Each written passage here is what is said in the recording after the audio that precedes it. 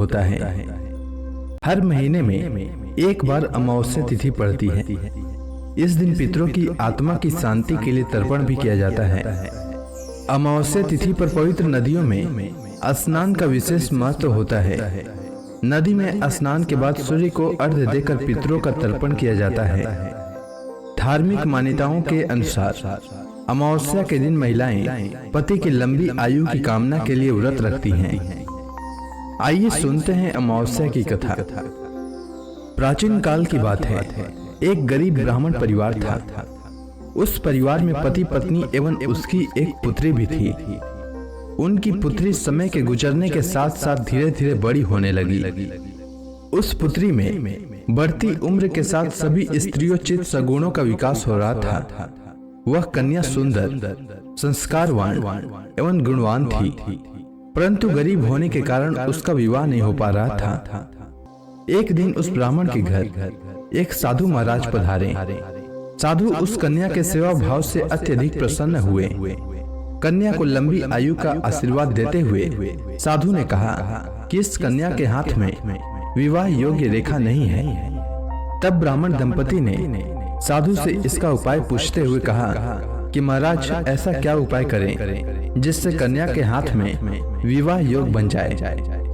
तब साधु महाराज ने कुछ देर विचार करने के बाद अपनी अंतर्दृष्टि में ध्यान करके बताया कि कुछ ही दूरी पर एक गांव में सोना नाम की एक धोबिन महिला अपने बेटे और बहू के साथ रहती है, जो बहुत ही आचार विचार एवं संस्कार संपन्न तथा पति परायण है।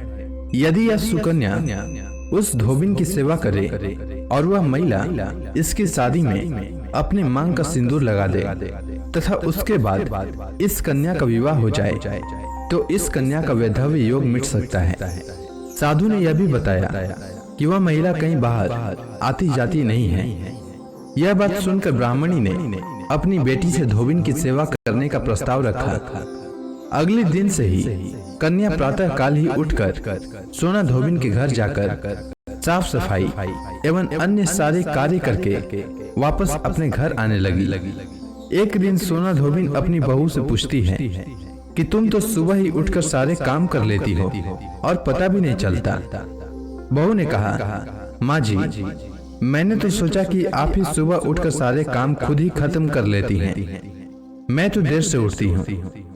यह सब जानकर दोनों सास बहू घर की निगरानी करने लगे कि कौन है जो सुबह ही घर का सारा काम करके चला जाता है। कई दिनों के बाद धोबी ने देखा कि एक कन्या मुंह ढके अंधेरे में घर में आती है और सारे काम करने के बाद चली जाती है। जब वह जाने लगी तो सोना धोबिन उसके पैरों पर गिर पड़ी, पूछने लगी कि आप कौन हैं और इस तरह छुपकर मेरे घर की चाकरी क्यों करती हैं। तब कन्या ने साधु द्वारा कही गई सारी बात बताई। सोना धोबिन पति परायण थी, अतः उसमें तेज था। वह तैयार हो गई। सोना धोबिन के पति थोड़ा अस्वस्थ थे। उसने अपनी बहू से अपने लौट आने तक घर पर ही रहने को कहा। सोना धोबिन जैसे ही अपने मांग का सिंदूर उस कन्या की मांग में लगाया, सोना धोबिन का पति मर गया। उसे इस बात का पता चल गया। वह घर से नीरा जल ही निकली थी। यह सोचकर कि रास्ते में कहीं पीपल का पेड़ मिलेगा तो उसकी पूजा करके और उसकी परिक्रमा करके उसके बाद जल ग्रहण करेगी। उस दिन अमावस्या थी। उसने पीपल के पेड़ का 108 बार परिक्रमा की और उसके बाद जल ग्रहण किया। ऐसा करते ही उसके पति के मृत शरीर में वापस जान आ गई।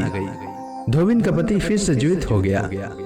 इसीलिए जो भी अमावस्या का व्रत करता है और पीपल के पेड़ की 108 बार परिक्रमा करता है, उसके सभी प्रकार की विपत्तियां टल जाती है। उम्मीद है आपको अमावस्या की कथा अच्छी लगी होगी। धन्यवाद। इन कुछ सालों में